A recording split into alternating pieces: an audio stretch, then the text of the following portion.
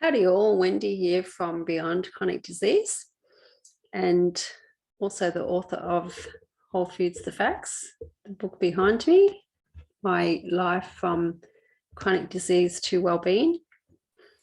I wanted to share some information. I think there's a lot of confusion around lots of stuff, and I'm just adding another aspect to it, I guess. I'm trying to get through my message through about, the simplistic of the simple way of eating and trying to cut through all the rubbish that's out there and all the calories and proteins and fats and meat and dairy and all of the above. And I do it from a non-scientific point of view because we're just, the science is out, peeps. I'm afraid to say that eating animal products is not good for you. There's so much medical science out there to say that. And, it's all still being eaten, consumed. So why bother going to the science of anything? That's how I see it. So I'm going to just bust in a few myths on lots of things out there, I guess. I did a busting the myth on, or I always say busting the myth, busting the woo-woo on meditation. I'm still ranting on about the meditation. There's so much scientific facts about meditation being fantastic for your health, your stress levels, and stress is probably our number one killer. And it's just, not everybody does it. And if you just sat down to meditate even for 5 minutes or just sat to breathe, for 5 minutes a day and forget about everything else, well, you probably would add a few extra years on your life. Anyway, I'm not talking anymore about that. Today is the Nightshades. So busting a myth, I guess, on nightshades. Most foods and generally lots of stuff in this world that we live in goes through stringent tests on how it affects the human body. But generally they're done with mice, so I'm not sure how that works. But anyway, there's a lot of tests out there that they use a control group and they use 3 different groups of people. I guess they use a control group that doesn't change anything. Then they use a group that they give the new medication to, and then they give another group and they give a placebo medication to, which a placebo is like a sugar tablet.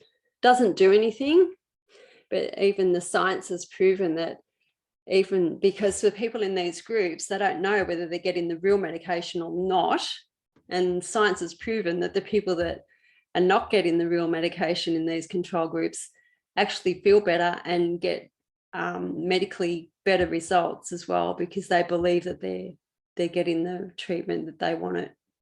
I don't know, how does that work? Anyways, there was a book that I recently read. I haven't physically got the book. It's on my phone, on my app, and it's called Why Woo Woo Works. And if you have a look at that, he talks about actually, I need to make reference to it because it's just an amazing book.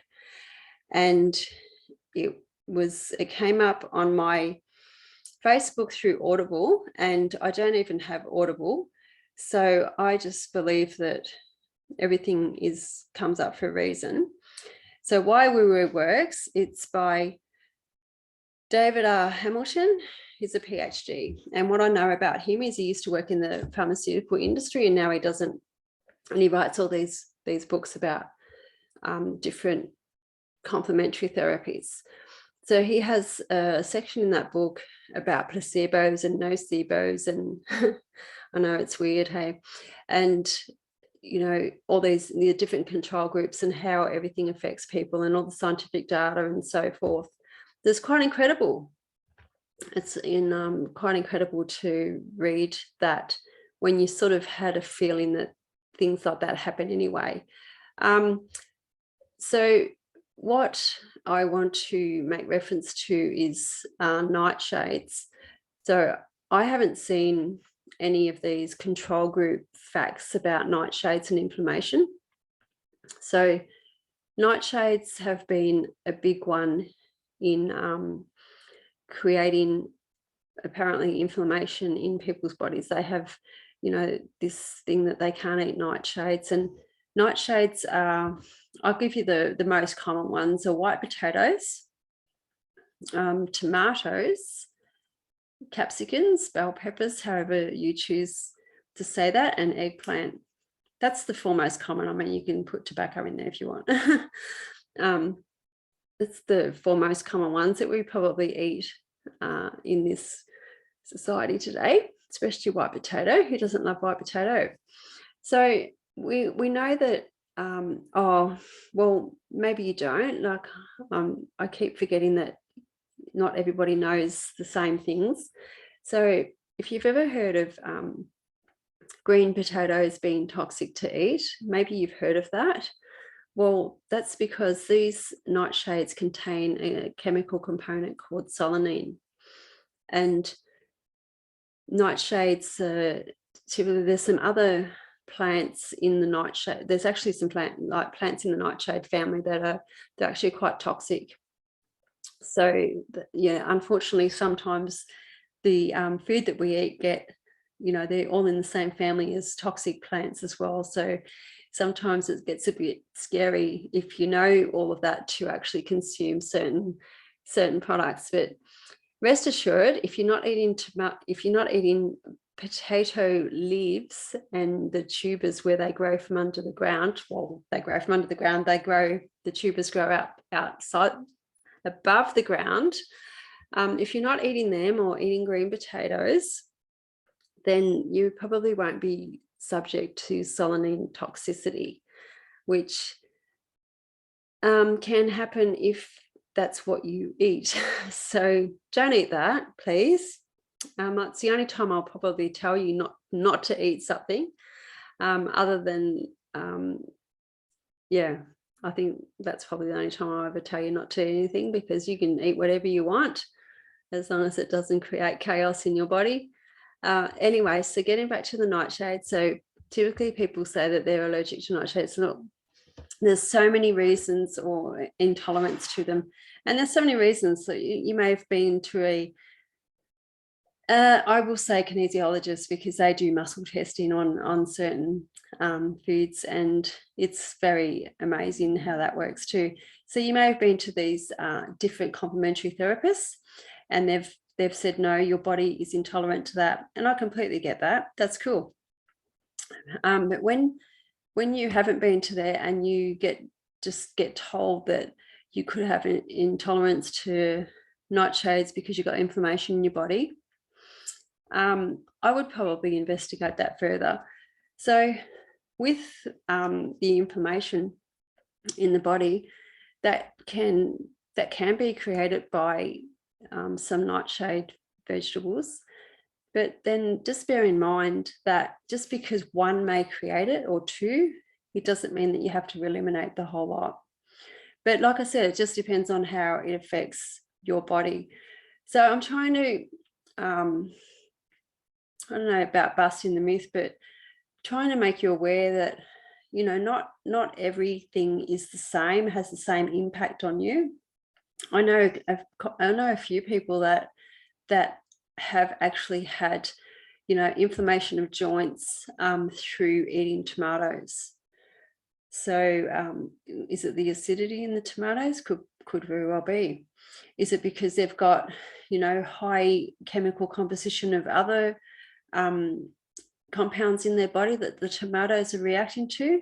May well be. But when you do avoid the things that you feel are making your body inflamed and sore, well, you'll notice straight away that or straight away within a few days even, that the inflammation will go away. And sometimes you may be able to reintroduce that food back into your body at a later stage. And so it's sort of more like an elimination. And it's, when I was quite unwell, it was easy for me to basically start from scratch because I was not eating much at all. So I knew what was upsetting me and what wasn't. But when you're eating a varied diet of lots of different processed foods and just whatever, and you're not really taking notice of your body, like your whole body could be in pain, or you just don't know, and you probably you could be constantly in pain, and so you just keep eating whatever because we've been told that we've got to eat to live and so forth. And it's not until you start eliminating certain products from your diet that you can actually start to realize what's causing the pain and inflammation in your body. And it's not just in food, but it's a good starting point. And that's what I always say, it's a good starting point, because the way that we think, the way that we speak, the way we move, our lifestyle, everything has an impact on our overall health. So keep bringing back to Nightshades, because I keep going on a little bit of a tangent. It's all relevant though. So when when you say I can't eat nightshades, is that you can't eat nightshades, you don't want to eat nightshades because you don't really know, or is it because one nightshade, like a tomato, is causing you inflammation and you just believe in that all of them do that? So that's the question that I would be asking. Especially if you really enjoy eating some food, like your body probably is craving for that food, then I wouldn't be eliminating it unless it was creating chaos in your body, because then your body's really wanting that. And I know I hear lots of you saying, oh good, I can eat my chocolate. Well, if that's what you choose to do, and that's not creating chaos in your body, well then go ahead and do that. But the bottom line is that the nightshades are a large food group, and it would be a shame if you're eliminating all of the nightshades just because maybe one or two of them might be causing chaos in your body. Now, like I said, tomatoes can cause problems in your body, because I know a couple of people that have had inflammation in their joints from eating tomatoes, and then when they stopped eating them, they didn't have the inflammation anymore. So that's quite well, that's a fact. It's actually a fact. And I don't know that you may find information about that, but I don't know that you will. Do tomatoes cause gout? Do they cause arthritic pain? I don't think that you will find information about that. If you do, great, check it out. It might be something that's that you may need to eliminate from your body if you're getting joint pain and so forth. I know many years ago I was thinking I was drinking coffee. I was drinking coffee, not thinking I was drinking coffee. I never really had a lot of coffee, but I may have had a couple through the day, possibly. But there was a certain job that I was doing that I was constantly using the same, that my thumb was always rested on a certain spot and so forth. And it was just aching, and like really aching to the point where I couldn't even, I got to the point where I couldn't use it. And I just felt that it was the coffee, that it was the caffeine that was causing that in my body. And so I stopped drinking the coffee and it went away. I can't remember how long it took. Okay. But it wasn't years. It wasn't months. It was more like even days. it went away, and I've not had it back since. So all these little things that can help you to eliminate pain. And you might be thinking, oh, I've got arthritis, go get arthritic medication. Well, the solanine that's actually in the nightshades, the chemical compound that's in these nightshade vegetables, does get, basically it gets extracted, and it's used in these medications that they give you for inflammation. It's used in arthritis. They're used in Parkinson's. They're used in, what are they called? Anesthetics. Anesthetists, or you use them in, drugs that knock you out in the hospital. Like, so these properties are used in the same in the drugs that you believe that are that the food you believe is causing you problems.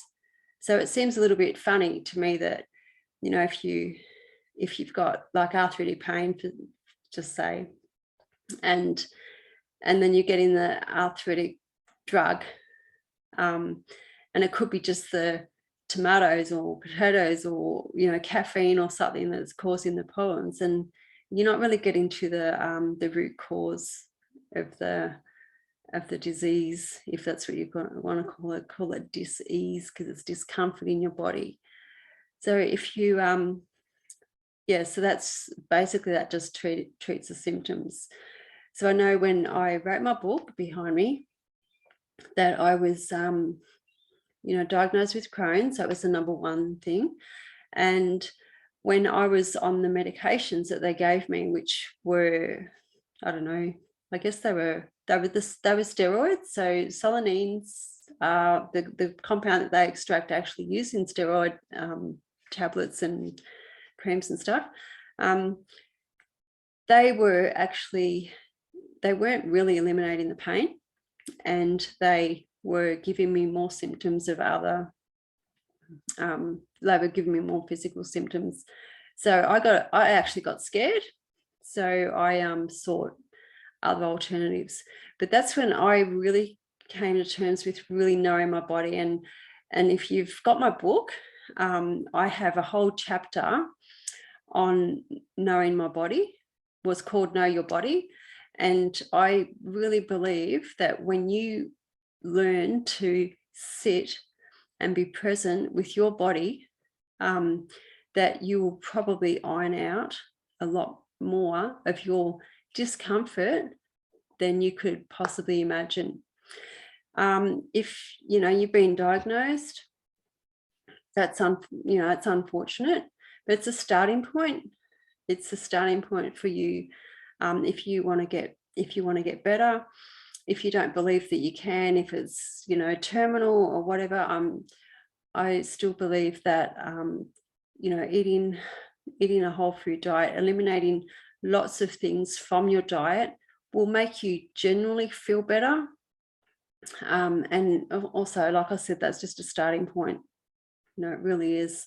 I've got lots of different complementary therapies that I used to get me well again. And that is the reason for my podcast, Beyond Chronic Disease. So if you haven't seen that, just check that out. I share I interview complementary therapists on there, and one of them may be up your alley. They may be what you need to get your wellness back on track. And I've got a few things in the pipeworks that are coming up. I've got a talk tonight on whole foods, and it's not just about fruits and vegetables. And I don't do anything about diet as such. I'm not a weight loss program. I don't believe in weight loss programs. They're not sustainable. Everything works, but whether it's sustainable or not, it's another thing. I mean, how many diets have we all been on realistically? I mean, I'm the same, you know.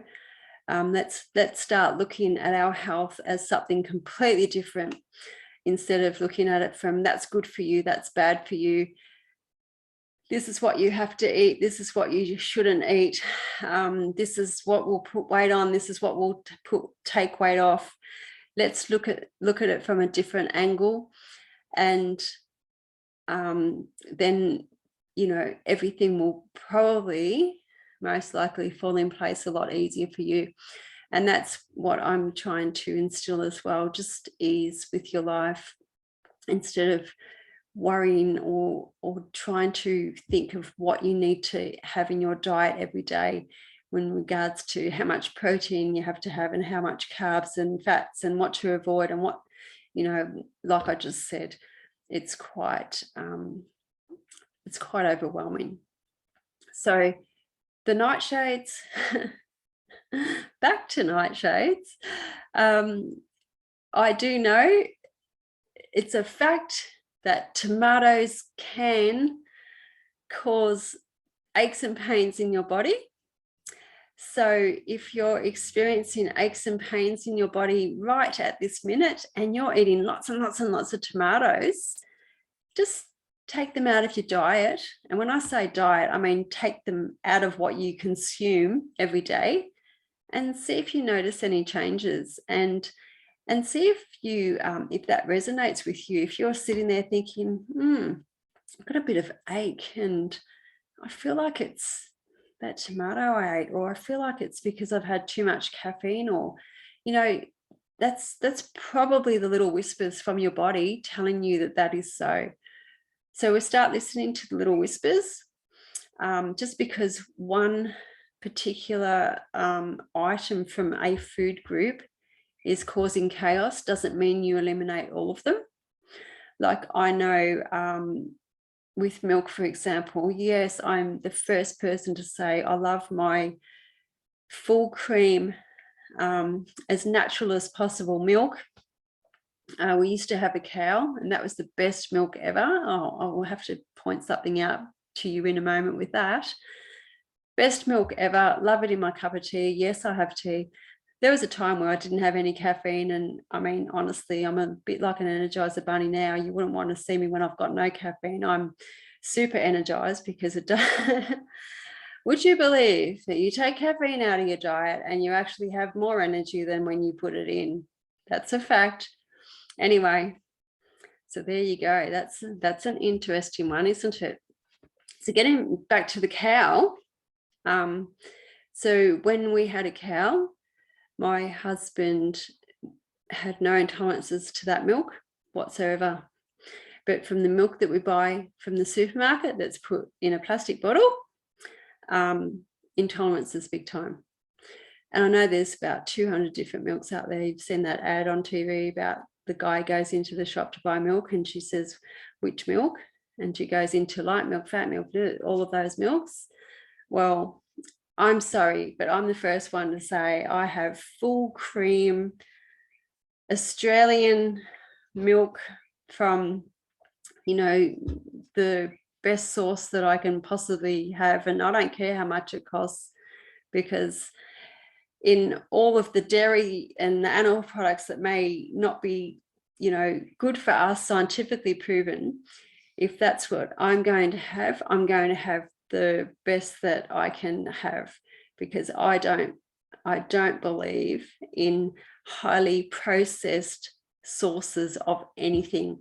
I don't care if they've extracted all the fat out of something and they stick it in a bottle and they call it heart health and, you know, all of this.